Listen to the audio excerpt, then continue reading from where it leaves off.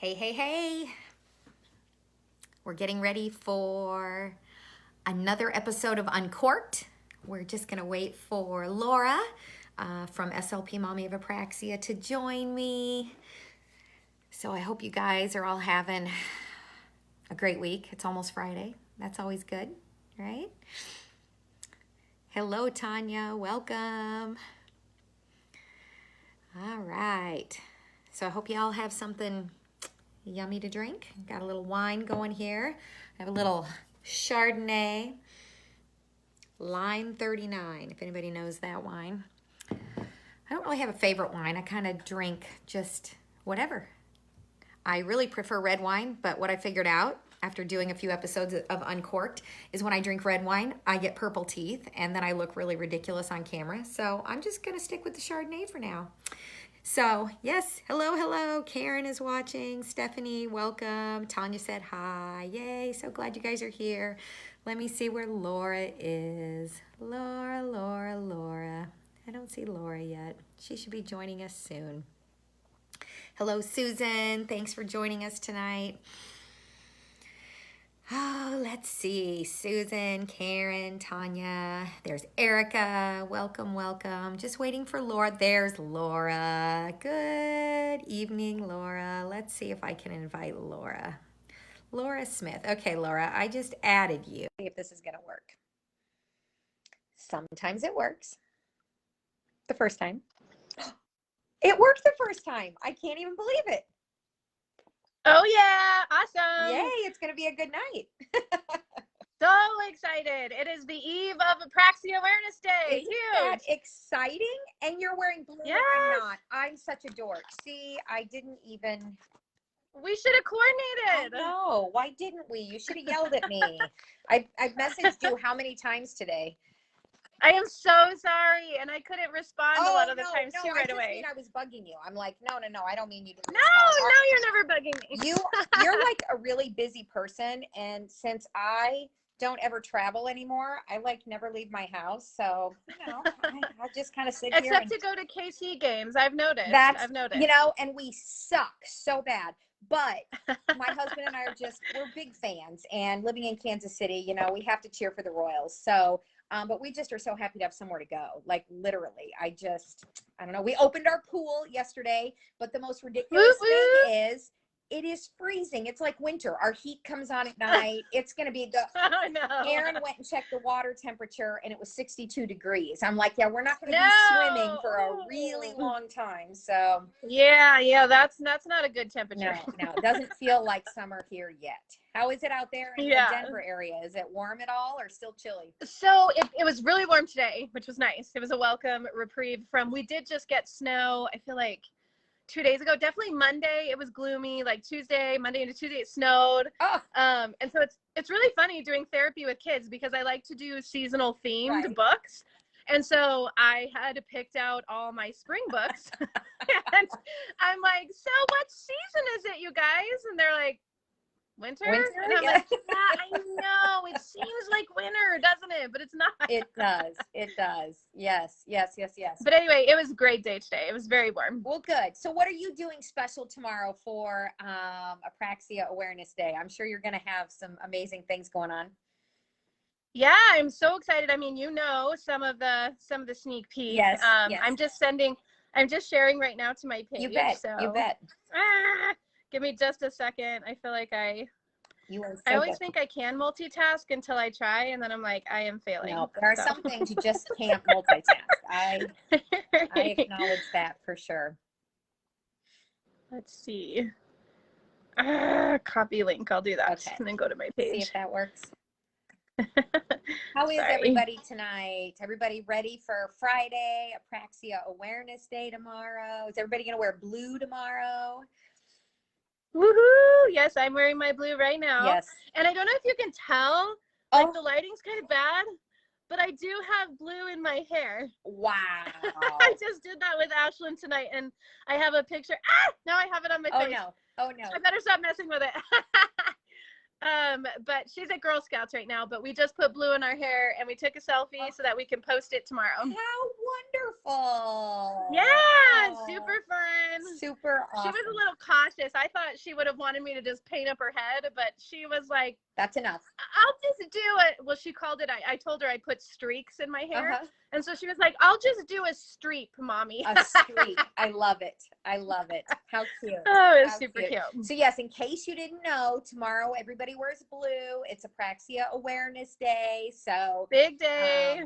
And so what Laura and I decided to talk about today, since it's the day before Apraxia Awareness Day, is we thought we'd just share, well, mostly we'd drink wine and talk, but we thought we would share a few Apraxia resources. And again, if you've been following us a long time, most of these will probably not be new to you, but we thought it'd be a good time to kind of talk about the resources, not just like list them, but actually talk about them and explain why we think these are good resources. And as Laura, knows, books are one of my favorites, and it's the first thing we're going to start with. And so I did, there's a few books specifically about apraxia, but if you're okay with it, Laura, I grabbed a bunch of other books that I think are just really important for kids who are struggling to read to them. So I have some other books that aren't on the list as well.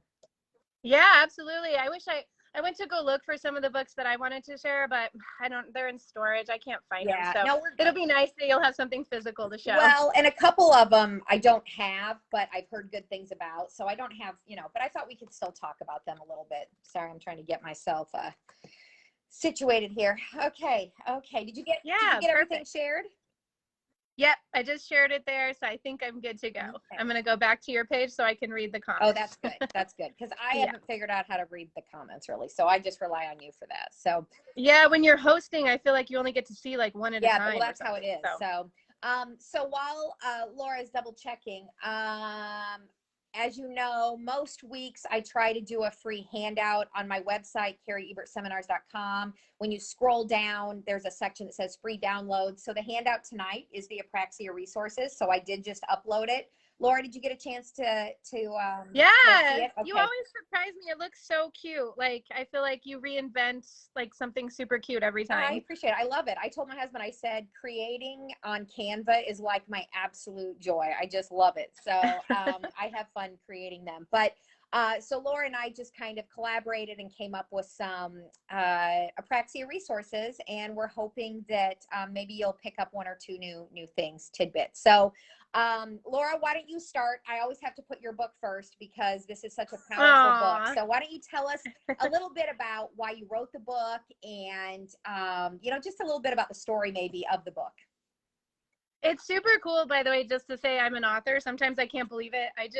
I hopped on a call the other day with a kid who's relatively new to me, and he's 3. So he just transitioned over to my practice, and they came on the Zoom, and he was like, with this, and I was like, he did not. Oh, he did. It was so cute. And his dad was like, what do you want to tell her? And he was like, I was like, oh, that is sweet. Isn't that precious? Oh, it like melted my heart. Like, you don't even know. I love it. I love it. Okay, Laura, so before you get started, I just have to tell you something that melts my heart. I just saw my mom on there. So my mom just messaged and said, there you two are. So my mom is watching tonight. So Laura, can you wave to my mom, Mary? Oh, hi, Mary.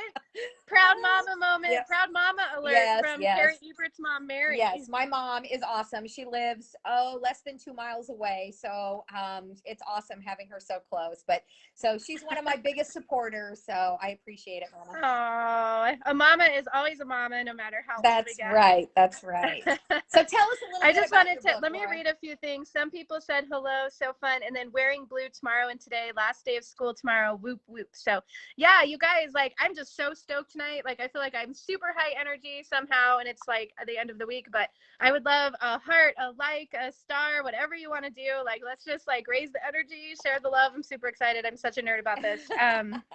But it's just so important. So okay, so we're sharing resources, we're sharing our favorite Apraxia resources and things that we like. And Carrie, if we can also take a minute to tell people like things that they can do tomorrow, because I put a poll in I have a Facebook group that's a private group that you're part of, that people can post in. And I just posted, what are you guys doing tomorrow to celebrate? And people were like, oh, like, what could I do? So anyway, it would be fun, like to have people share ideas and you and I share ideas and stuff like that. Yes, So absolutely. yeah. All right. So yeah, thanks for starting with my book. That's super sweet of you, kind of you. So yeah, this is my book, Overcoming Apraxia. I released it in October of 2019. And really I had multiple reasons for writing this book. One was I just wanted a story. I just feel like I was in a unique position because I am a speech language pathologist. So I saw these two lenses that a lot of people, like a lot of speech therapists, might not necessarily know, so it is like when Carrie and I talk about one thing in particular is this idea of motor learning. So definitely, what Ashlyn could perform in the therapy office is not what I saw at home. And it took a while because of motor learning, and motor learning had not been achieved. So anyway, it was things like that. And I just felt like, who would know that necessarily unless you're an SLP? And trust me, our parents get super savvy. We have rock star parents out there that, probably know as much as you and I at this point. But it is something to be said. I wanted to get this information out to SLPs. I do feel like, I love this quote, parents do better research than the FBI, because we do. And when it's our baby, like, they have people watching our lives every week because of that. They're gleaning every piece of information that they can. And, SLPs might not necessarily be doing that. So I wanted a book that showed both perspectives. There were lots of things I didn't know as an SLP without having a child with apraxia. I didn't know parents grieved. I didn't know parents were sad when their child got any sort of diagnosis or could potentially be sad. I'm not going to overgeneralize, but there was things like I didn't know about that. So I wanted it to be raw. I wanted it to be honest. I wanted it to be filled, though, with evidence-based resources, research-backed resources of places parents could go that they can trust. So I didn't envision this book as a resource guide. We will talk about a resource guide I recommend in a minute.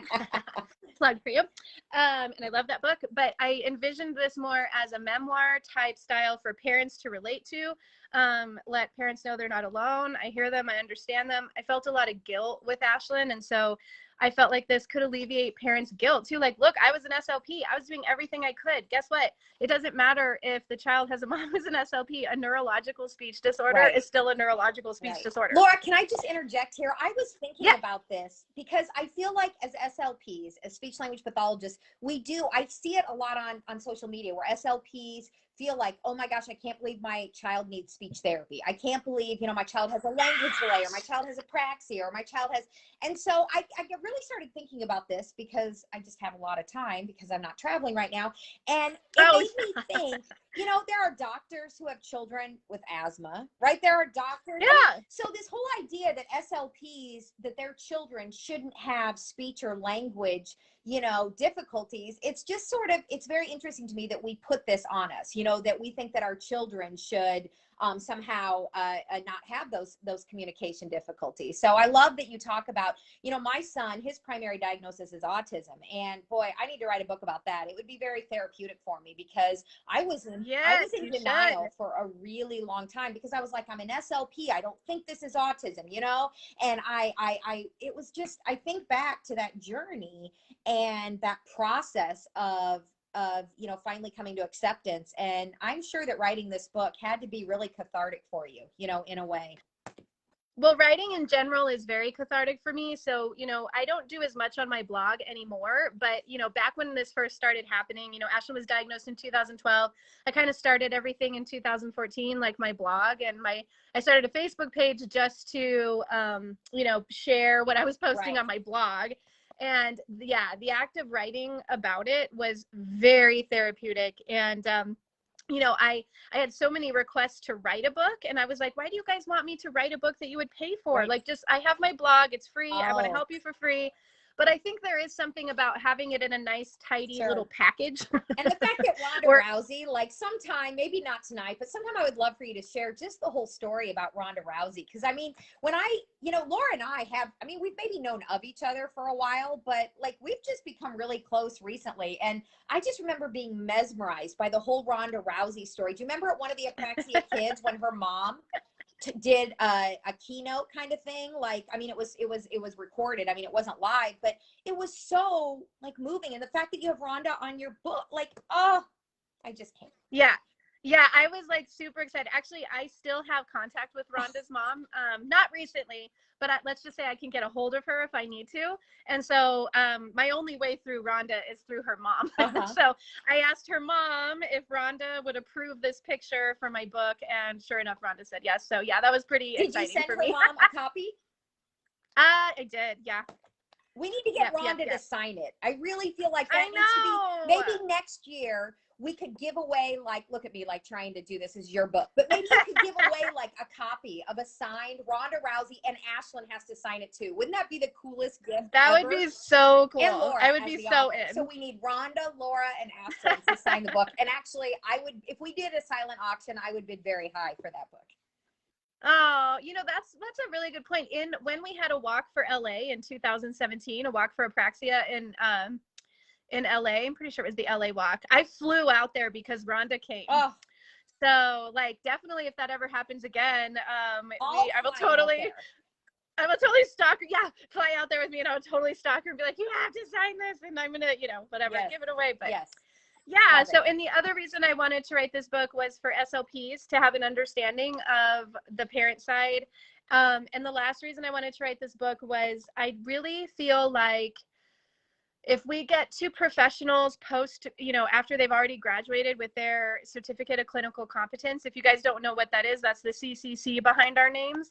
I feel like unless we get to them before that, I feel like we're swimming upstream. Where if I can, someone just said I may live under a rock, but who is Rhonda? We'll tell you in a second. Finish your statement, Laura, and then we're going to tell them who Rhonda is, okay? Okay. Yeah, but I was saying, I feel like we're kind of swimming upstream here with the postgraduate crowd. Not that there aren't wonderful people out there willing to, as you and I discussed on something that's going to be aired tomorrow, lifelong learners. Not that there aren't people out there like that, but unless we get to them before they graduate, I'm not sure they understand really, you know, the prognosis even for apraxia, the varying prognoses, additional diagnoses. It's just, it's involved. Apraxia is not just your typical speech delay that you treat and move them on to the next grade. Laura, can I just tell you, I was right before I got on this, I was just, you know, like looking at Facebook because I was getting on to do the live, and somebody posted about a 3-year-old and described their speech, sounded very much like apraxia to me, and then said, but I've already ruled out apraxia because she doesn't have any groping, and then moved on. And I was like, okay, like I start to panic. Like when I read these things on social media, like, because what I want to start doing is, but I can't reply to every post that is incorrect. You know what I mean? That where there's misinformation. But that's why I think I said this last week on Uncorked, that I think what Laura and me and Jenny and Amy, that those of us who are, you know, very passionate about apraxia, is we need to find a way to be doing graduate level courses. We have Zoom now, you know, we have the internet. We should be adjunct faculty. We need to be getting to them, like you said, before they get their C's, right? Before they graduate, because how many of us had very little to no training on apraxia before we graduated, and we have our C's, right? So yeah. Okay, tell them who Rhonda is. Okay, yes. So she hasn't this woman that you see before me, I was in your same shoes, person who just made this comment.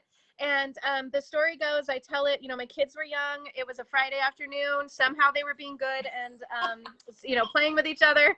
And it let me have time to scroll MSN.com. And one of the cover stories was the most dangerous woman in the world. It looked like this James Bond, like bimbo.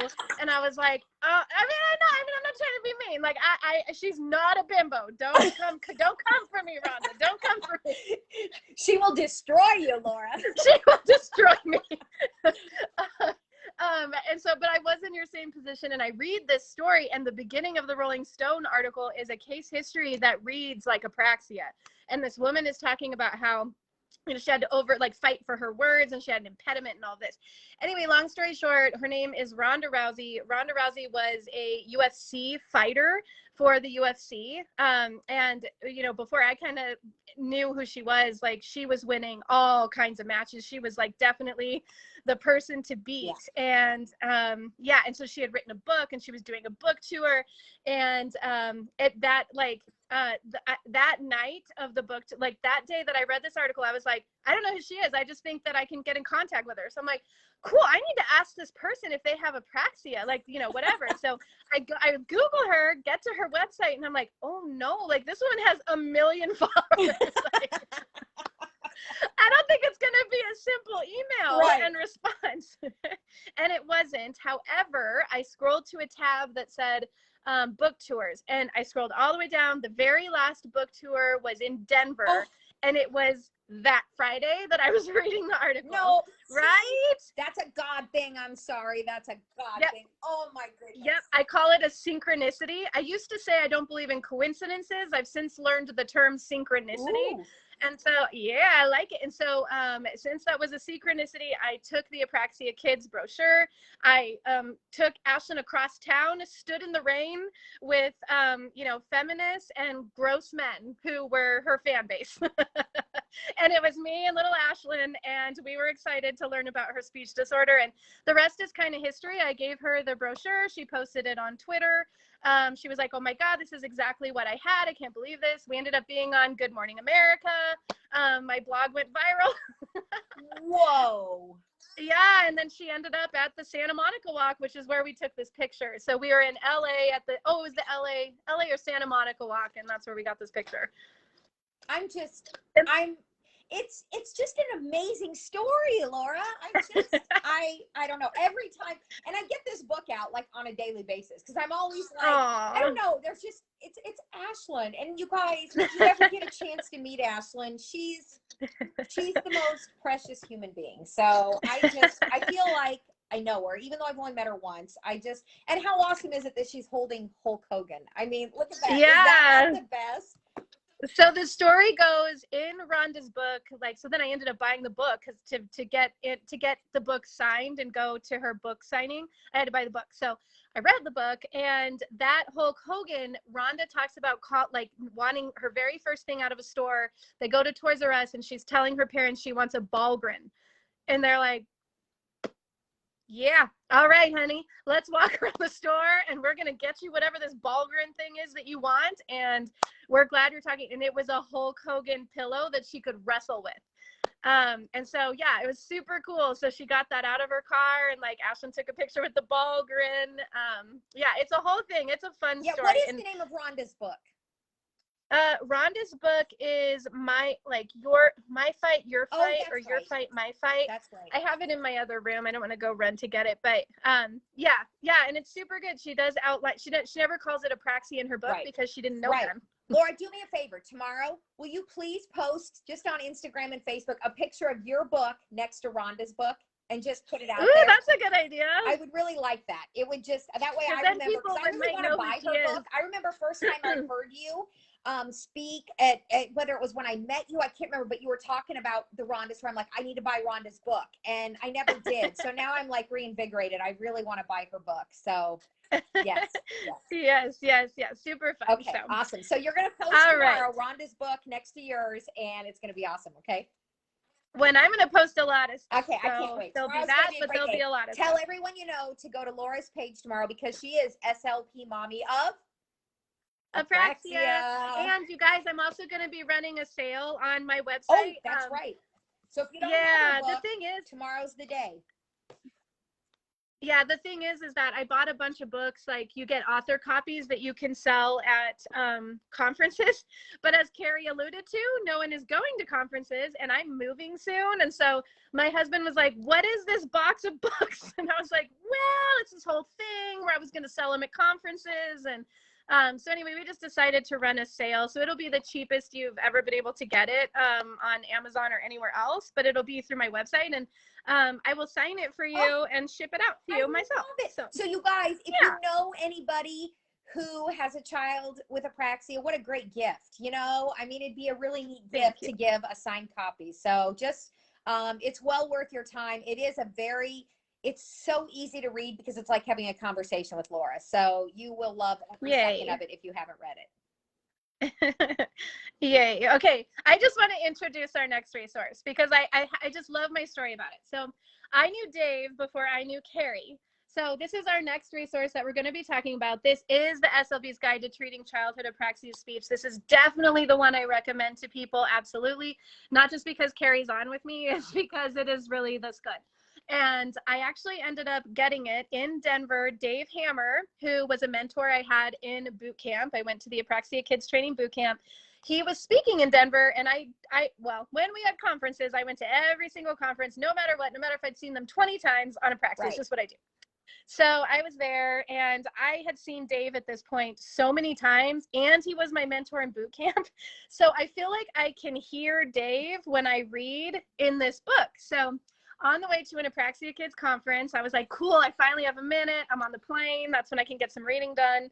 I'm reading this book, and there are parts where I'm like, oh yeah, I've heard Dave talk about this. This is Dave. And then I'd get to parts and be like, this must be Carrie. This is interesting. I haven't heard this before.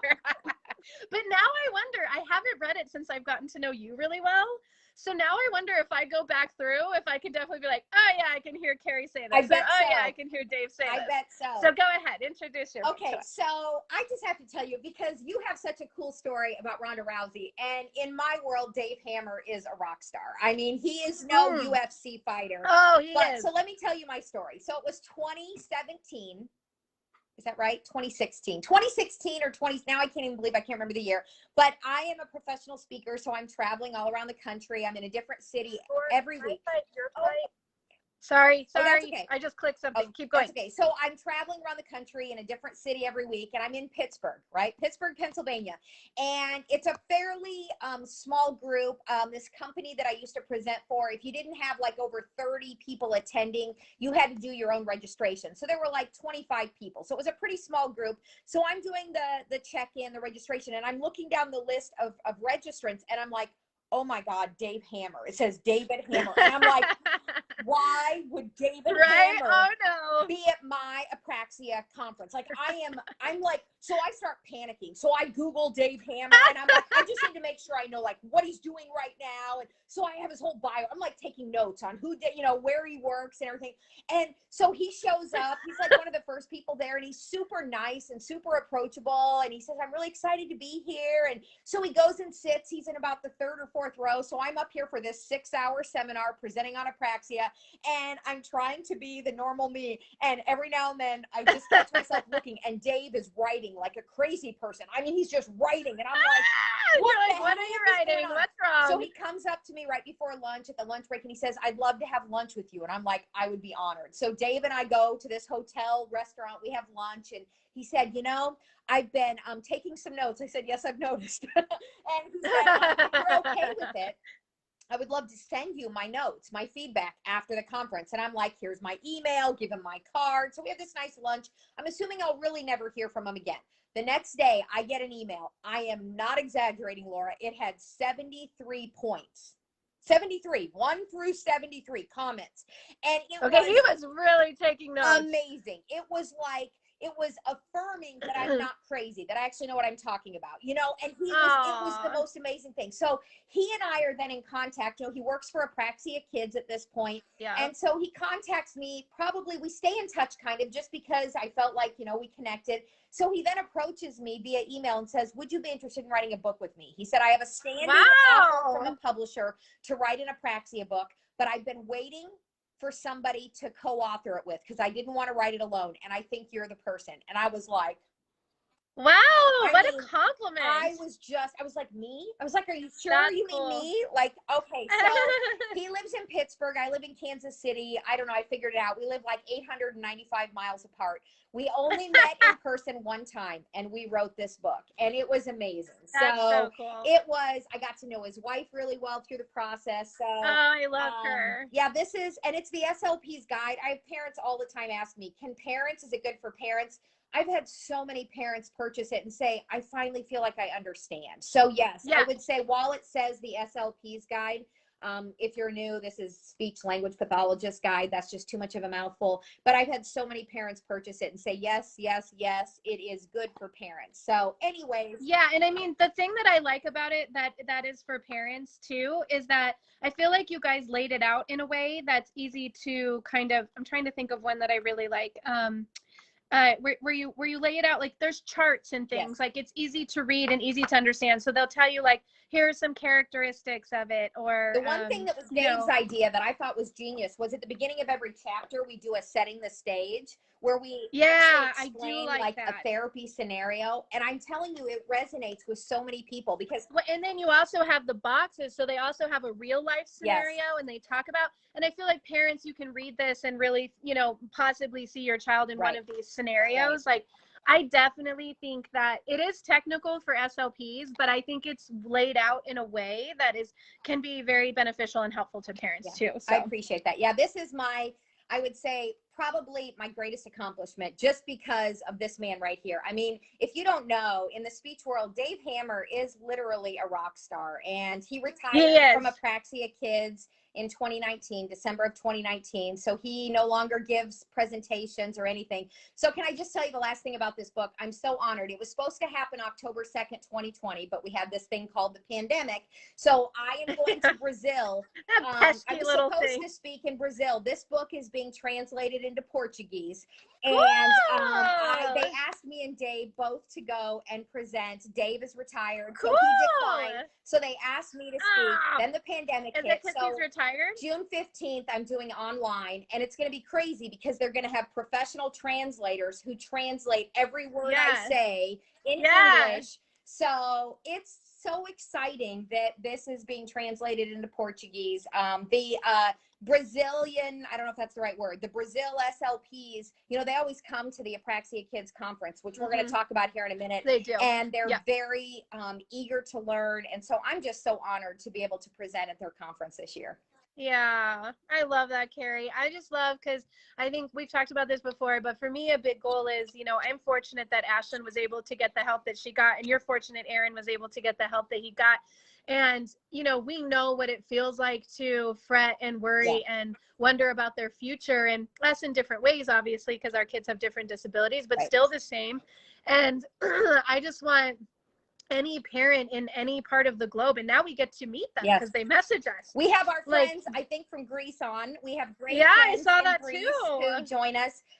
Laura and I talked to, I know I have families in the Netherlands, in Ireland, you know, who are very eager for information. So many countries. Yeah, exactly. Same. Yeah, so many countries, speech language pathology is either not yet a profession, or it's a very new profession, or the profession doesn't have a lot of knowledge about what apraxia is. And so what a wonderful time to be alive. I know this sounds really cheesy, I know, but to live in the digital age when we can access information from anywhere on the globe, anywhere in the world.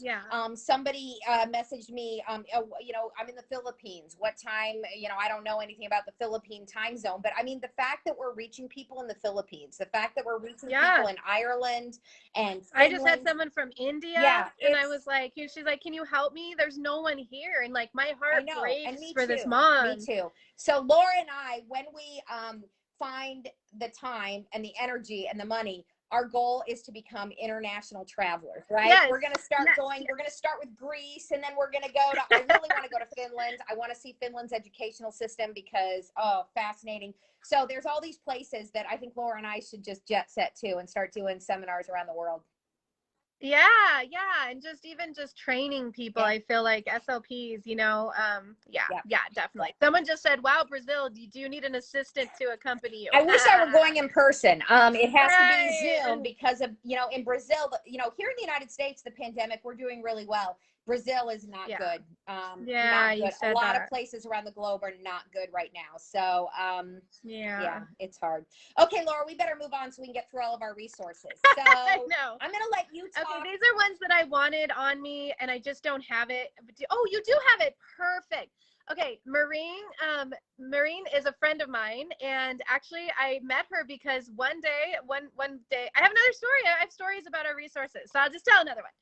I get people a lot, and I know you do too, who just ask us to repost their books, reshare their t-shirts, reshare their materials. But the thing is that I really want to make sure that whatever I reshare and whatever I stand behind, I truly, truly believe. And that's not to put anyone down. That's not to say anyone's product is bad. This was a product. It was actually Billy Gets Talking, the purple one.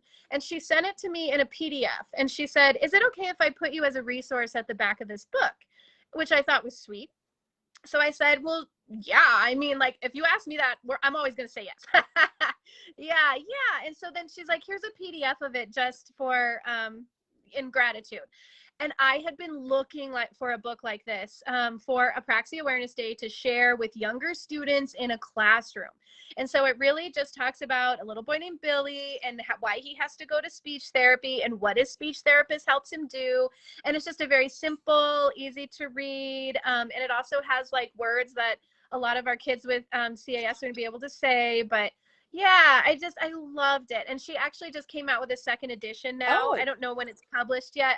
It's like a second edition, but it's an upgrade. So she upgraded a lot of the pictures. She upgraded resources in it.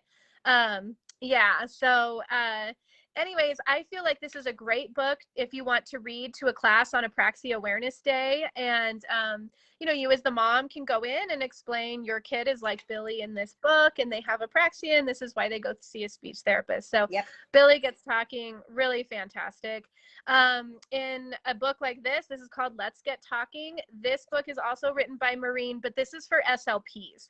So SLPs, Carrie and I literally probably get asked this question every single day is how do you treat apraxia? And like, I'm gonna have a special surprise for you guys tomorrow, but we all talk about how it really gets down to continuing education. Yep. You guys, you got to do it. You got to do some sort of continuing education. But for this, Maureen takes the DTC approach and she adapts it for how you can use it as an early intervention speech provider, thinking, you know, the birth to 3 population like Carrie works in, but she's showing you how you're going to transition to a more suspected apraxia of speech type approach. And so she's really showing the use of visual cues, verbal cues. She's picking words that are probably achievable. And it really is just a companion guide for an SLP to kind of get your feet wet in early intervention on the method of DTTC. And I love it. Yep. So highly recommend. You can get them on Amazon. Laura, thanks for telling me there's an updated version because I definitely need to order that. So yes. So if you are wondering, gosh, you know, what can I do on Apraxia Awareness Day? Maybe you order books and then next year on Apraxia Awareness Day, you can read them to your child's class, give them to your child's school librarian. You know, when you think about advocacy, which I always say this, Laura and I both understand this because Laura has a saying, advocate like a mother, right? So I have a t-shirt too. Yeah, one of our jobs is to advocate, and you can't advocate unless you're educated. You have to educate yourself on the issues. And so what Laura and I are doing every Thursday night and in all of our posts, if you follow us on social media, you know, we give very freely of our knowledge and of our skills because we want to empower you as parents. We are parents of children who are, I don't know, who have disabilities, who are struggling learners, whatever you want to call them, who, you know, but we understand we are in your shoes on a daily basis. And I always say, if, you know, my son is now 16, had my son been born today in the digital age, I think I would have felt more supported. I could have gotten online and found something. I felt so alone. I mean, it almost brings me to tears when I think of how alone I felt because I didn't even know how to describe what I was feeling because I'd never felt it before. You know, I just knew my son was not developing the way that my daughter's developed. And so the easiest thing to do was to deny it, you know, and I was in denial for years. And I just think what a blessing parents have today to have resources and to have networks. Now, please make sure, I will say this, that the information that you get online, make sure it's evidence-based, make sure it's research-based. Just because somebody writes a blog about it doesn't mean it's truth, doesn't mean it's accurate. So, you know, you do want to vet your resources. And that's what Laura and I are trying to give you tonight is resources that are pretty well vetted. So let's move on. The next one, I want to talk about this. Jordan, who is actually Laura's very good friend, he sent, and did he send you? He sent me, he has a new book, and I think it finally just got released on Amazon today. I don't have it yet. It's on pre-order. Pre-ordered, okay, but he sent me the PDF. So I read his book. It's called The Boy Who Couldn't Speak Yet. And I believe it's going to be a series of books, and I read it last night. He sent me the PDF, and it just, it touches my heart. So if I you're know. looking for a book, again, that you can read to your own child, that you can read to your, your child's siblings, to classmates, to the brownie, the kids at brownies, to the kids at Cub Scouts, Yeah. whatever. So it's called The Boy Who Couldn't Speak Yet. So it's on our list. Again, I think it's just pre-order right now. I don't have a copy in my hand, but I do have the PDF. I don't either yet. Yeah. So We anyways, don't either yet. Yes. Yes. So it's very good. So, Laura, do you know the next book? Do you know this one? I'm going to see if I have it here. I do. Let me just, I'm going to, you did get it out. I was going to say, while you do that, of course you whipped it out too fast. I have it. Let me just make one more plug Yes. on Jordan's book. So Jordan is at the Facebook page, Fighting for My Voice, My Life with Verbal Apraxia. If you are an SLP or a parent, I highly recommend you go follow him. Yes. I think the first person perspective of anyone with a disability is so important. Yes. So what Carrie and I are doing here for you is giving you clinical perspectives. We're giving you, what we see clinically. Individuals who are able to describe their experience from the first person perspective is only going to propel this field and advance it. So, and people go ahead. No, I was going to say, so who's the expert on apraxia? Adults with apraxia, people with apraxia. Yeah, absolutely. Right? Yeah. Because you and I can say what we see clinically, but we can't describe any internal processes going on. That individual can, and that individual gets to decide what their experience was like. And he actually just posted he didn't think it'd be controversial. You'll love this, Carrie, especially you. You're going to love this. So I was messaging him the other night, and I was like, this parent, this kid, he's 3, he's strapped to, what are those called? A trap chair? I saw it. Yes. And so Jordan was like, this is a travesty. We can't have, we can't have kids strapped into chairs. And it was so obvious to him, he didn't even think it'd be controversial. So he makes a quick meme, he makes a quick post, and he's like, kids should never be strapped into a chair to do speech therapy ever. And he got a lot of controversy, not hate, but good dialogue. And he's like, I'm shocked that people think it's okay to strap a kid in and teach them speech. He's so like, I don't unnatural. understand why this would be controversial. But Laura, do you know how many It's times so unnatural. I've been a professional speaker for 11 years, and I'm a birth to 3 specialist. So when I'm presenting and I'm traveling around the country, the most common question I get is it okay to strap a kid in a high chair to do speech therapy? And literally, I have to make sure my jaw doesn't hit the floor. My husband always tells me, Carrie, you have to be careful because you yell with your face, because I'm very expressive. And so if somebody You asks me, are I'm sure very what I do is okay, so my big thing, if you don't follow me on social media, one of my big things is the importance of play-based movement. Young children with developing nervous systems, the primary way they learn is through experiences, through play-based movement. And so if we're strapping a child into a chair, so me and Jordan, I wanted to I stayed out of it because I knew it was going to be controversial. Now it makes me want to post on it though, because I'm all about because controversy. now we know. I mean, he had no idea. I mean, he was so innessently being like, why would you strap a kid into a chair? Talk? And here's the thing, Jenny Bjorn posted on this today. And I'm she did. That apraxia is a motor-based disorder. So guess what? If you get kids moving, movement, motor, praxis means movement. That's what the root word of apraxia means, is movement. So I've always said, if you want to get a child to talk, stop trying to make them talk, a child with apraxia to talk, stop trying to make them talk, and start incorporating play-based movement, and pair sound effects, me and my sound effects, with play-based movement. And guess what? The speech will come. It does come. Yeah. Oh, yeah. Parents report all the time to me. They're like, why, when my kids started OT, do they talk more? Why are they talking more in OT? They chatter all the time on a swing. And that's why, and that's why in my ideal world, when I'm back in an office, I want an OT office alongside of me. And that's why speech therapists want that, because I remember listening to a talk too. Lynn Carahali is an apraxia expert in Arizona, and she was giving a talk once, and it was so simple, but it was so profound, and it's motor helps motor. It's why when we sign, a kid does a gesture and a word pops out, motor helped motor. It's why when they're moving and something pops out, motor help motor. We're all, it's all complicated, but it is interconnected. Okay, so I'm going to throw something out there, and this is, because I'm big into the sensory piece, having an autistic son, I've had to understand all the sensory systems too. So here's the thing, rhythmical swinging is the best way to bring about speech. And what I've now learned through all my research on sensory, so the vestibular sense is the movement and balance sense. And the vestibular sense is housed in the vestibule, which is in the inner ear. Guess what? It is anatomically connected to the auditory sense, which is where all speech and language is processed, the cochlea, right? So you've got this vestibule and you've got the cochlea. They're anatomically connected. So I can remember so I never saying, thought about it that way, but that is correct. it is. And so I used to work at the Des Moines Hearing and Speech Clinic, and we had audiologists and speech language pathologists. And that's where I first started working with pediatrics. And all of a sudden one day our boss comes to us and says, we hired an occupational therapist. And I'm like, what the hell is an like, I didn't even know what an occupational therapist was at the time. And they're like, oh, by the way, we're giving her the biggest therapy room. We bought her a swing, a ball pit. They bought her all this stuff. And, like, and all I get is a Fisher Price barn and this little, I was like, what the heck? So they bring this OT in, and I had this kid, and he would go to OT first, and then the OT would walk him down to my speech room for speech. And on the walk down, because I'd meet her halfway, she'd say, oh my gosh, Brandon was so vocal and so, or, he was so verbal when he was on the swing, or he said so many words when he was in the ball pit. I was like, wait a minute, because when I put little Brandon in that little chair at that little table in my speech therapy room, Brandon doesn't say a word. He doesn't make a sound.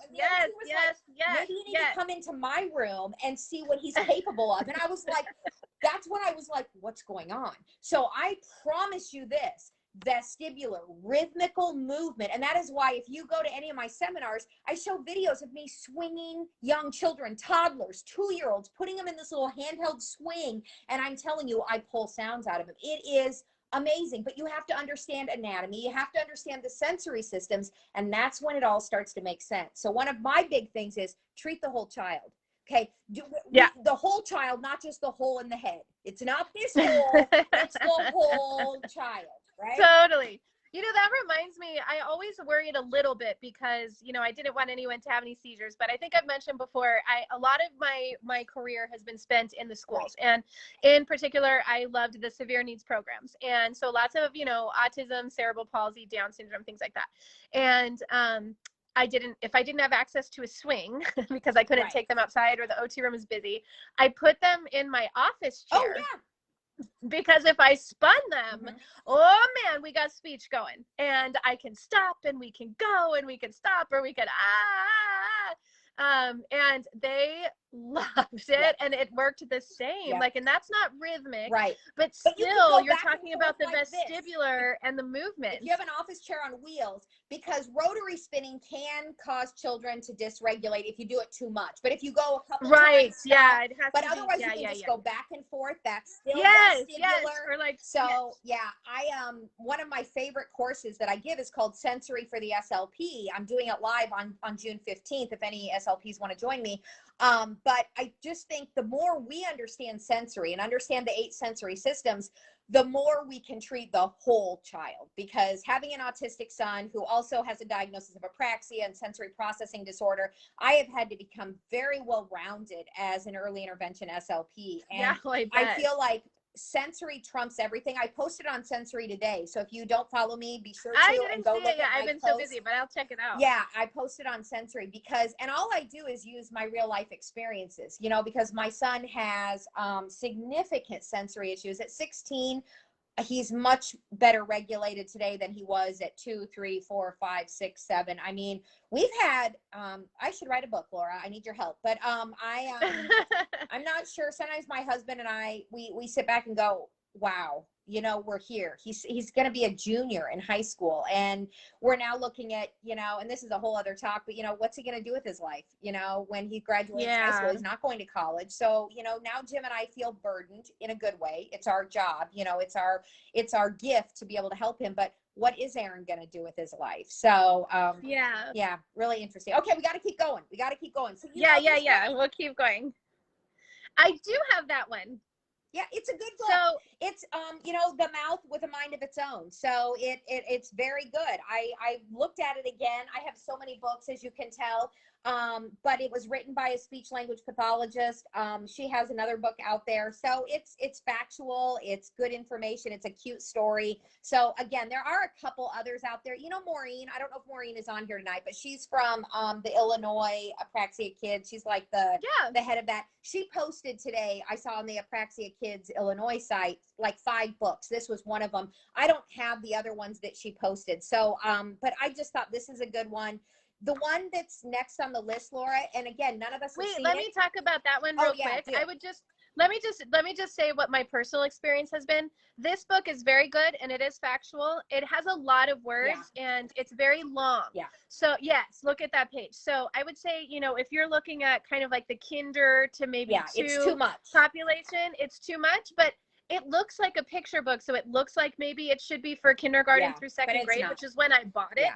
And at the time when I bought it, I was like, oh wait, this is too much. But it's definitely great for like maybe 3rd, even into 5th. But can honestly. I say this, Laura? It's good for parents to read. Like sometimes That's true. I just think that sometimes it's better to read something like this because parents will be like, oh, that's what it's like. So even if you don't that's read a it great to your child, read it to your older children, you know. Read it yourself. Give it to grandma and grandpa to read. I mean, for, you know, whatever few dollars it is on Amazon, I just think, again, it's just a different way to get the information across that's not so technical. Because if you attend a seminar by Laura, it's going to be pretty technical, you know. So anyway, so there's that.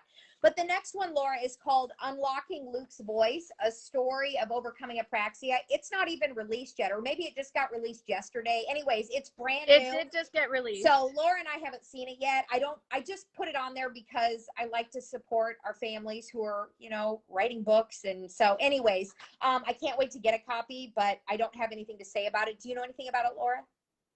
I don't either. I know who Mary Claire Tarpley is, who's an author on it, and I know who Luke is, which is her son. Luke and Ashlyn are around the same age. So when I was kind of in the Apraxia Kids support group posting a lot because I needed support, she was as well because she needed support. And so Luke, you know, she definitely went to extraordinary lengths to help Luke get his voice. She spent a lot of time at, you know, Nancy Kaufman's intensives. And she drove there, like she sacrificed a lot. So I do know that. But yeah, I'm looking forward to reading it. Me too. Okay, before we move on to websites, I just want to mention, and these are not on the list, but I have so many books that are just related to communication struggles. And so I just want to mention, this is a beautiful book called Willow's Words, and it's actually a true story about a now adult, but a girl who had selective mutism. She had extreme anxiety. And so it just talks about how she expressed herself through movement, through dance. It's a beautiful book. And I just, I almost like, I tear up sometimes when I read this. So that's called Willow's World. This is a very simple book called Harold Finds a Voice. It's really for like, you know, preschoolers, but it has nothing to do with speech disorders, but it's about a bird who couldn't talk. And then one day he finally found his voice. And I think sometimes it's just nice to give kids hope that, you know, your voice is in there and it's coming. The Pirate. Do you have Leo the Late Bloomer? Oh, yeah, that's the one here. Leo the Late Bloomer. So this has nothing to do with that's talking very per similar. se. I love this. I read this to my son all the time when he was little because my son was a struggling learner. He was behind in every developmental milestone you could imagine. And my heart hurt for him. And so I just wanted him to know, look, it's okay. You know, even at this age, at 16, my son is making such significant gains at 16. It doesn't even make sense. My husband and my mom and I, we sometimes talk about his conversational skills, he like asks questions now. I mean, for like 15 years of his life, he just really, he talked if you asked him something, but he really didn't. Now he initiates. He's like so social. And we are all just like blown away. It's okay to be a late bloomer, you guys. It is okay. It is okay to have a disability. It is okay to have apraxia. It's okay to be autistic. You know, neurodiversity makes the world a brighter place. That's my newest t-shirt that I just came out with. But it is so important to understand that it's okay. Why didn't you wear it? Oh, well, I wore it a couple weeks ago. I need to. I really want to know. I do remember it now. It's the tie-dye one that says neurodiversity makes the world a brighter place. But my son is amazing, and the fact that he has disabilities doesn't make him any less amazing. So I love that. And this is the other one, Ferdinand the Bull. If you don't know this book, this is about a bull who just wasn't developing like he should, and it is a beautiful story. It's not even in color. It's all black and white. It is old. It's like from the 60s. This was actually my husband's favorite book, and I find that very fascinating. That's my husband's favorite book. We have a dilapidated copy. Yeah, isn't it something? That's crazy. Yeah, something. The Pirate Who Couldn't Say R, right? So that's a book written by a speech therapist about the R sound. If you have kids who talk way too loud, that's part of prosody. Decibella is a wonderful book with 6-inch voice. So this is about a girl who needs to learn how to not always talk so loud. So I love that. And there are 2 books about stuttering. Talk Like a River is probably one of the most beautifully illustrated books I've ever seen in my life. Wow. It is just gorgeous, but it's about a boy who stutters, and his dad talks to him about talking like a river, flowing smoothly. It's just beautiful. Wow, I love that. This is by Stephen. He is an SLP who stutters. He's on Instagram a lot, and he just came I out with didn't know his he book. wrote a book. Yeah, Unstuck. It just came out. I just got it in the mail. Oh, it just came out. It did. And so again, it's about a boy who stutters. And so I want to support any author who's writing books about communication disorders. But you guys, I just want to end with this one. This one makes my heart just melt. It has nothing to do per se with, wasn't written by an SLP, but it's called Be a Friend. And on the back, it says, Dennis was an ordinary boy who expressed himself in extraordinary ways. He does not talk, but he mimes, and he finds a best friend, and she understands him, and they communicate in nonverbal ways. And there's just something very touching about this. The fact that it's not written by an SLP, it has nothing to do with AAC, you know, or anything like that. Yeah. But I couldn't adore this book more. And again, it's very few words, so I like it when it's not, you know, a whole, you know, it's not like a novel. It's a very well-written book. So anyways, I just wanted to share those with you because I love books more than anything. You and I have said, if we could only have one therapy tool, I'd take books every day of the week. Same. So, hey, I have a question. Do you have the Book of Exclamations? yep, I got them right here. I have 2 of them. So this is the original one. Yeah, that's the one I have. Oh, wait, she updated it. Oh shoot, it's here somewhere. Oh no, it should be here. Is this it? Here we go. Then now it's called Talk With Me. Oh, I didn't know that. Yeah, so this is the original one. I don't think you can buy this one anymore. I'm not sure, but then this is the updated version. So what is so great about this is it tells you, like, gives you ideas of what to say, gives the sound effects. And so so you guys, I should have included that. Thank you, Laura. This is a really important book for I didn't think of it until something in my brain was like, oh wait, what about this one? Yep. So this is, I highly recommend this. It is I really like it too. What is her name? Tara Kaminsky, Terry Peterson. Okay. So and she is an SLP. She is an SLP. And again, it is written and designed. So you see all the sound effects that are coming out here. So and it tells you, like, and I love it too, because Carrie and I always talk about, you don't need to read a book the way it's written. Right. And so she's going to narrate at the bottom how you can read this book to so a if child. you can find the original, it's called The Big Book of Exclamations, but I'm pretty sure that this is the one that you can find now, and it's called Talk With Me. So thank you, Laura. I'm so glad you remembered those. Yeah. Okay, let's move on to websites. Apraxiakids.org. What can we say, Laura? Go for it. So I think the most beneficial thing I find on apraxiakids.org that I'm constantly sending people to are the Find a Speech Therapist tab. And it's honestly one of my favorite features of their website. Parents, you know, I wish that every SLP graduated with the principles of motor learning. We started this talk saying one of the reasons I wrote my book was hoping we could get it in to schools, you know, before they graduate. But, you know, it is, you know, a lot of speech therapists need postgraduate education in apraxia to be effective. And so at least this Find a Speech Therapist tab, Apraxia Kids does make SLPs take a test. They do have them write a narrative for the, you know, on how they treat apraxia and what principles they use for them to get approved onto the website. So you at least know that there has been some sort of preliminary vetting process to it. So I would say that's one of my favorite features of the website. And the other one is, let me comment first. I just want to comment why I'm not on that list, because Dave Hammer, when he worked for Apraxia Kids, he was like, Carrie, why aren't you on this list? And I'm like, dude, I'm a professional speaker and I travel every week. I can only keep a few kids on my caseload. And so if I put my name on that list, Laura, you know what happens when you put your name on the list. Oh yeah, I mean, literally, Carrie, I attribute, so I went to the Apraxia Kids Training Institute. Dave was my mentor. There's delineations on that website between if you are recognized by Apraxia Kids for training or not. But either way, I mean, we all have advanced training. But I'm one of them that has it. It built my entire practice. It changed my entire trajectory of my career and my life.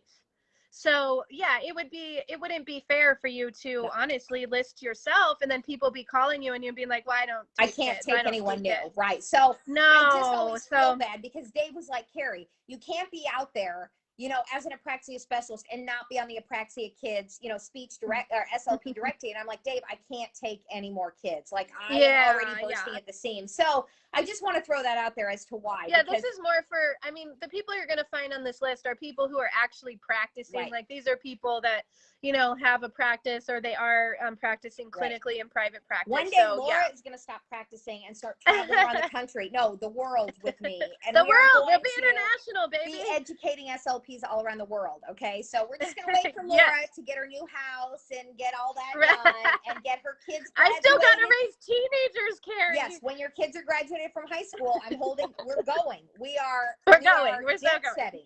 I'm telling you. Okay. That's how it's going to be. So, okay. I love it. The other thing about the Apraxia Kids, organization that you must know, is their annual conference. It is always the second week of July every year. It's always my anniversary. July 10th is when I got married. So I'm always away from my husband on our anniversary.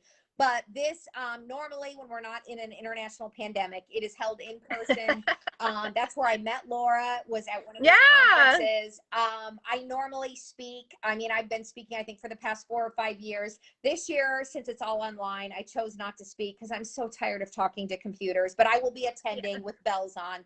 And so what I love about the conference, Laura, wouldn't you agree? What an amazing thing that they find a way to make it appropriate for professionals, for SLPs, and for parents. I mean, it's just, it's mind-boggling to me that they figured out how to do this. So if you're a parent, if you're an SLP, if you want to learn more about apraxia, if you just save your pennies so that you can attend the Apraxia conference every year, it will change your life in the most amazing ways. You will meet the most amazing people.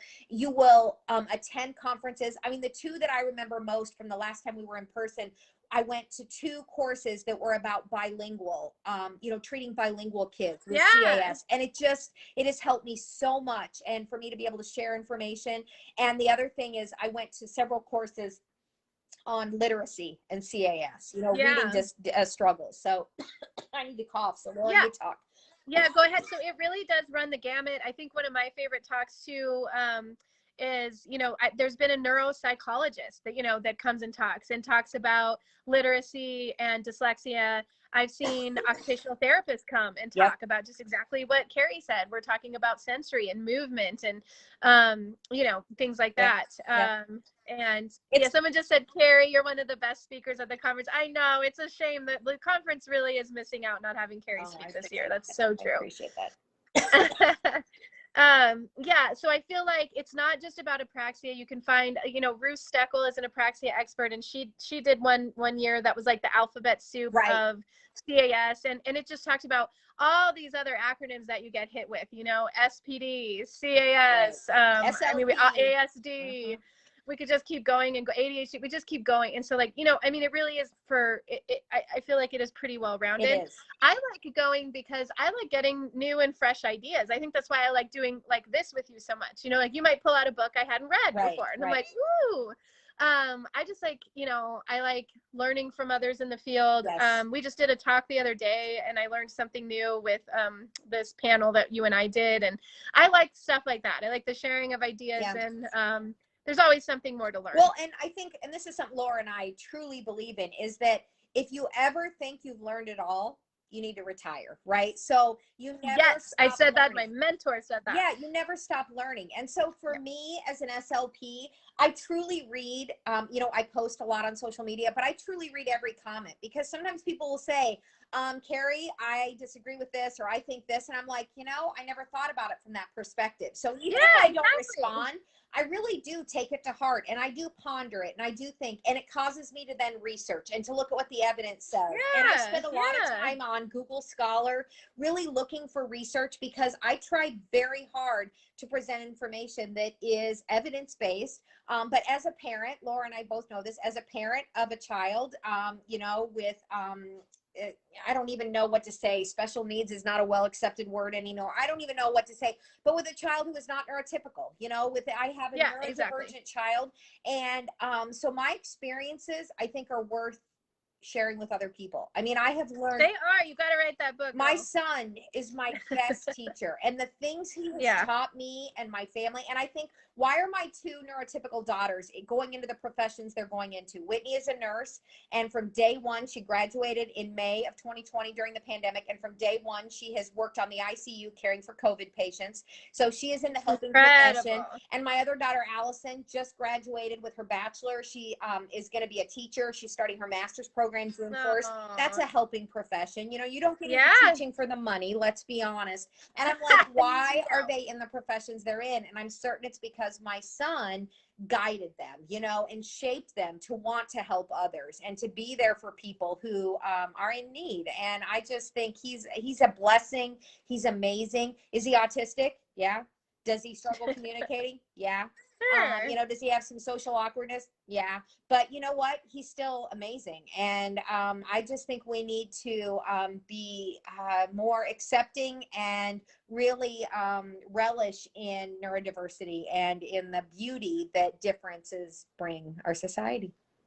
Yeah, I mean, I have to just add on to that.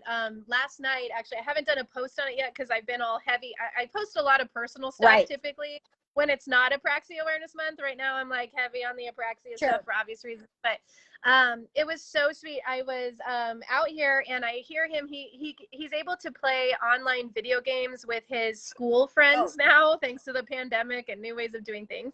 And so I'm hearing his game talk, but then it switches and all of a sudden he's doing math, his math homework. And I'm like, so, you know, we stand outside the door making sure he's not cheating or anything like that. And it was a kid in his class who has dyslexia who said, will you just read me the problems? Don't give me the answers, but what would you do that? And Jason's like, of course, here, we'll hop out of the game chat. Let's go into a private chat. And they did. And Jace read him the math problems. And so when he came out of his room, I snapped a picture. It was dinner time. And I was like, so Jace, like, you know, I noticed that you were reading homework. And he looks like he's in trouble. His eyes get big. And I was like, you were reading the homework to a friend. And he was like, I was, Mom, but I was not giving him the math answers. And he's like, I was like, he just has something that makes reading really hard. So he just needed to know what I know. And I was like, no, you're not in trouble. I'm like, geez, that is like, you can do like, that. Here's a new video game. Here's a new, what do you want? Oh. Yeah, and I was just like, that is incredible. And I was like, I am so proud of you.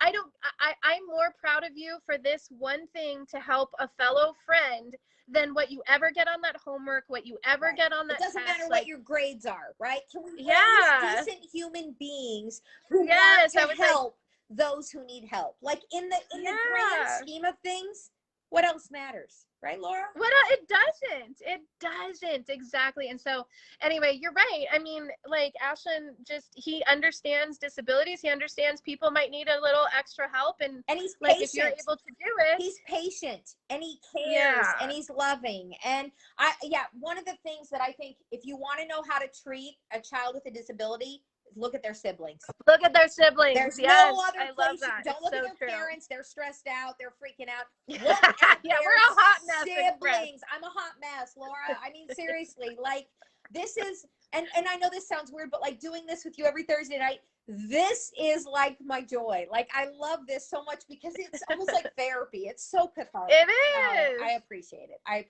Okay, we got to move on. Tell me about childapraxiatreatment.org. Okay, so if you guys want to learn more, sorry, the sun's going down, so now I'm all weird lighting. If you want to learn more, child apraxia treatment, I just did a video with the director of communications Brianna, right? Or something. Yeah, Brianna. So it's on my YouTube, SLP Mommy of Apraxia, if you want to go look for it. But they're a private foundation, so they are a nonprofit, but they're privately funded. And the goal is to get quality research-based education around the treatment of childhood apraxia speech out to therapists. And I am telling you, they're doing amazing. And they're posting everything's free. It's free because it's a foundation, so they have money. Yes. Yep. So they have the money, they're privately funded. And what they're trying to do is get that DTTC training by Dr. Strand. You can take it for free online. You can get CEUs for it. I recommend honestly, I recommend any speech therapist at any stage, take it. Dr. Strand is the absolute queen. Yeah, she is. And she is. She is. And it's the most evidence-based approach. If you don't know what DTTC is, dynamic, temporal, and tactile cueing, and it's the most evidence-based approach, not prompt. Okay, it's DTTC is the most evidence-based. So if you really want to do what's best for your child, and this is something, the thing you're going to release tomorrow, Laura, that Jenny Bjorn talks about is, we're making this too hard. Like, use DTTC, and I'm telling you, your kids will make progress, right? So it's really important that every SLP knows. And that's why, if you look back to last week and my post for, or my free handout from last week is, what questions do you ask an SLP when you're interviewing them? You need to hear the words DTTC. You need to hear motor-based approach, principles of motor learning. Like, if your speech therapist can't tell you that, then you need to question whether they're the right person for your child. Yeah, and I mean, we're not trying to put any SLP down either. If you're an SLP, I challenge you, because we have to know this. Just because we got our C's, it doesn't mean that we know apraxia. It's just... The biggest red flag is if you ask an SLP, do you have specialized training in apraxia? And the SLP says, we all have the same training. That is not true. We all have the same degree. It does not mean we have the same postgraduate education. Okay, so what you're asking about is, what is your postgraduate training in apraxia? That's the most important question, not do you have your C's. That is such a good point, because I had a mom say, why are SLPs specifically trying to deceive us? Why, when I call and I say, do you have experience in treating apraxia? Why do they say yes? And then I ask them questions and it's clear that they don't. And I was like, I really believe this, Carrie. I don't believe SLPs are trying to be deceitful, I don't think so either, or be deceptive. I really feel like they believe, because they have their C's and because they graduated from graduate school, that they believe they are the expert in all communication, speech, language, feeding, voice, fluency. We know it's not. And social media is making this clear. If you have a child who stutters, who do I send him to? SLP Stephen S.SLP, because he's the expert in he's an SLP who stutters, right? So those of us who specialize in apraxia. But if you bring your kid to me and your kid stutters, I'm going to refer you on, because I am not a stuttering specialist, right? Do I have my C's? Yes. Same. Did I take a course on stuttering? Yes. Have I treated very many kids with stuttering? No. Okay, so I'm going to be very honest with you. Autism and apraxia, those are my specialty areas, right? Give me a baby under age 3 who is struggling to find his or her voice. I'm in. I'm all in under 3. After 3, I'm like, go see Laura. Go see Jenny. Give it to me. I want it. Under 3, I'm your gal. I want the babies. I want the toddlers. Give me a 15-month-old, an 18-month-old, a 20-month-old. I'm in. I'm all in. That's my specialty. It's not necessarily everybody's specialty, right? So I think Asha has some work to do. I think we almost need to show a certain number of hours in certain areas of training so we can call ourselves a specialist, because you and I call ourselves apraxia specialists, but I can back it up. You can look at my curriculum vitae. You can look at my CV and see that every course that I've taken in the past 10 years have been related to apraxia, autism, and sensory, because those are my real 3 areas. I know. So, but do you know that Asha does have a board fluency or board certification for certain disorders such as fluency, and you do have to put in your time to be board certified? Yes, because I have a my professor happened to be board certified in stuttering in both my she was an adjunct. See? But the thing is that I think that, I've discussed it before with various people about having that for apraxia, and it's because apraxia is so rare that, I don't know. That's what I'm told. I actually have not reached out to Asha myself. You and I should We should. Let's put that on our list. I agree with you. At least if we had a board certification from Asha. And that way SLPs, I really don't think they're being deceitful. They really think they know. But then if they know there's a board certification for apraxia and they're not board certified, then they can at least say, well, let's put that on let me send you to somebody who's board certified. Okay, real quickly. Tell us about your website, Laura. Yeah, so I mean, slpmommyofapraxia.com. I have a bunch of different things on there. Initially, I just developed it as a blog, like I was telling Carrie back in 2014, to share my unique experiences that I thought at the time of being an SLP and a mom of apraxia. And now here I am sitting in front of another one. But at the time, I didn't know anyone. And so I just wanted a way to like reach out and share what I was seeing. It's kind of morphed into, I do some professional articles on there. I have tabs, like one of my favorite tabs is apraxia success stories, or just growing up. I actually changed it to growing up with apraxia, because a success story can include someone who's nonverbal and someone who is verbal. Sure. So, you know, it's all about acceptance, understanding, awareness. It's one of my favorite tabs. I love it. Yeah, and then obviously I'm selling my book on there. Not to plug my book again. I'm honestly not trying to do that, but it is going to be really cheap on there tomorrow, so I can get rid of this surplus. Yes. That we Buy have. the book. You want the yes, book. so tell us about yours, CarrieEbertSeminars.com. Well, and look at me. I like put everything, but I have so many products. I specialize in apraxia. You do. So You need to put all your products. Not only do I have my book, I have all my Silly Sounds cards, which there's 3 sets of those, which I designed for minimally verbal toddlers, minimally verbal children. So these are sound effects, you know, that are simple syllable shapes, just trying to help children really start. Oh, you've got them there. So anyways, there's 3 sets of those. They do come in Spanish as well. I have my animal vowels, which really focuses on the vowel sounds in rhyming words, because we know vowels are real difficult for most children with apraxia.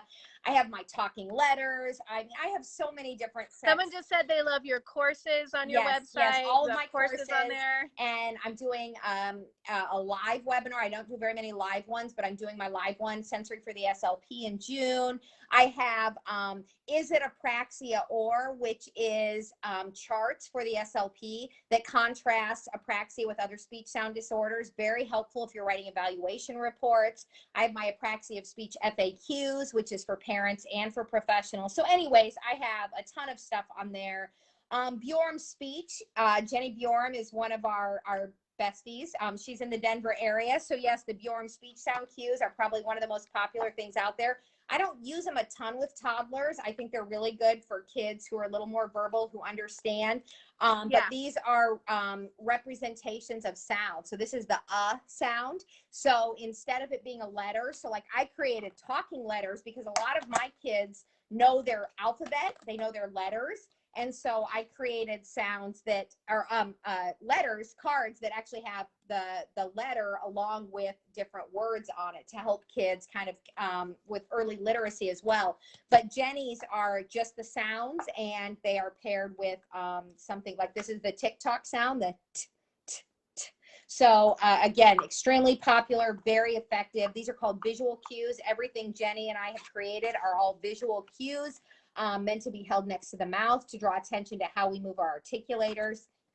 I just want to add actually too that even though this can work as a visual cue, Jenny does give you suggestions for verbal cues. On the back, yes. By calling, on the back. So by calling it a snake sound, this effectively works as a visual cue, as the snake, like, oh, this means S, but also to say, use your snake sound, or, oh, you forgot your snake sound, right. Or, oh, start with your snake sound. It is used as a verbal cue as well. Absolutely. And then you can also, same with you, Carrie, you can combine yours too, but since we're on Jenny's, you know, you can combine, because does yours include vowels? Yep. I haven't, you just sent it to me. Okay. Yeah, perfect. yeah. So like, you know, so this is E and F. Yeah, exactly. Yeah. So then sometimes when kids see the visual representation, because apraxia is a problem with the planning and programming movements, we can actually show them the movement between two sounds, which is so awesome. Yeah, which is so awesome. And so like in my letter, so we have the C as in celery, which is, we have the C as in car, right? And then the TH. I like that.